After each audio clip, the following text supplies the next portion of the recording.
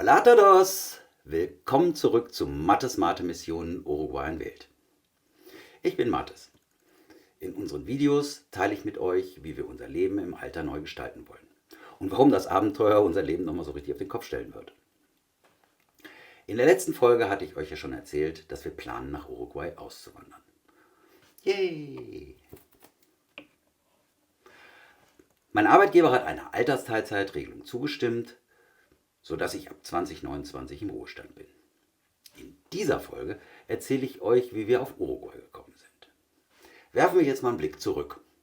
Und stellte sich also die Frage, nachdem wir entschieden hatten, dass wir auswandern wollen, welches Land der 195 Länder dieser Welt es denn sein darf.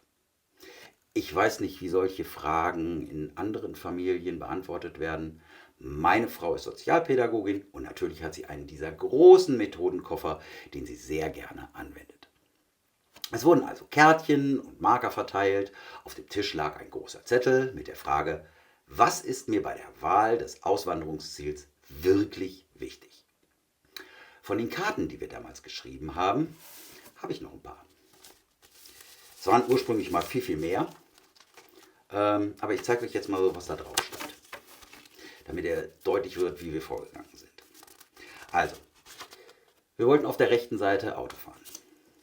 Es sollte nicht so heiß und nicht so kalt sein, aber es sollte trotzdem Jahreszeiten geben.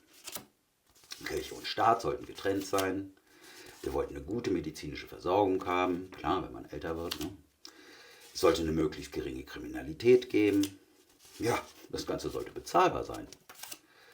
Möglichst wenig Korruption, Gleichberechtigung, stabile Demokratie. Es sollte kein Hochrisikogebiet sein für Erdbebenstürme oder Überschwemmungen. Keine LGBTQ-Ressentiments. Einwanderer sollten willkommen sein. Es sollte nur wenige Menschen geben, wir wollten es da nicht so voll haben. Ideal wenig Bodenschätze, damit es nicht interessant ist für andere. Und natürlich, wir wollten viel Platz. Was würde denn auf euren Karten stehen? Schreibt es uns gerne mal in die Kommentare. Wir sind total gespannt.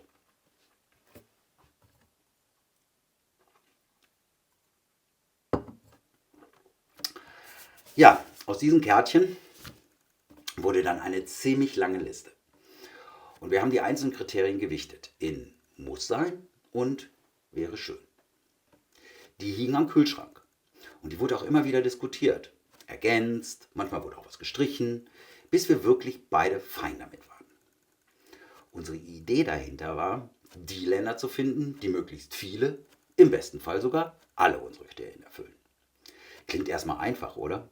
Na, glaubt mir, das wirklich Einfache daran war, Länder mit Linksverkehr direkt von der Karte zu streichen.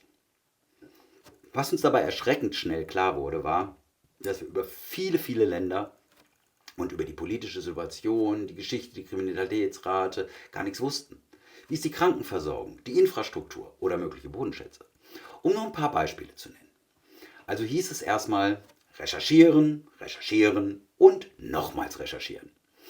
Und wisst ihr, was das Spannendste daran war? Egal wie unabhängig meine Frau und ich voneinander gearbeitet haben, am Ende sind wir bei jedem einzelnen Land zu dem gleichen Endergebnis gekommen. Also kommt in Frage oder ist raus. Wir haben dann eine Weltkarte genommen und nach alle Länder weiß eingefärbt, die unserer Liste nach nicht mehr in Frage kamen. Ich zeige euch das jetzt einfach mal im Zeitraffer. Eigentlich hat es Wochen gedauert.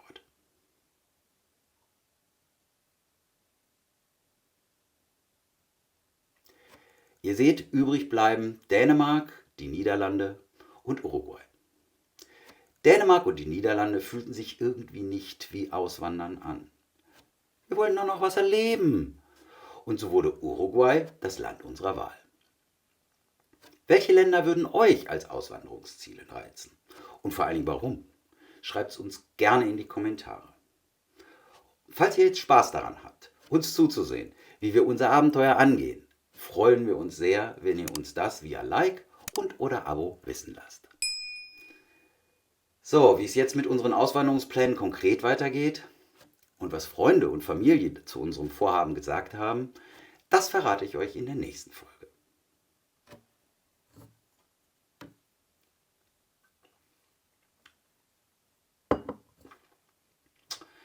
Ja, das war's auch schon für heute. Hasta la próxima, wenn es wieder heißt Mathe Smarte Mission. Adios und auf Wiedersehen. Ach und Glocke nicht vergessen, damit ihr nichts verpasst.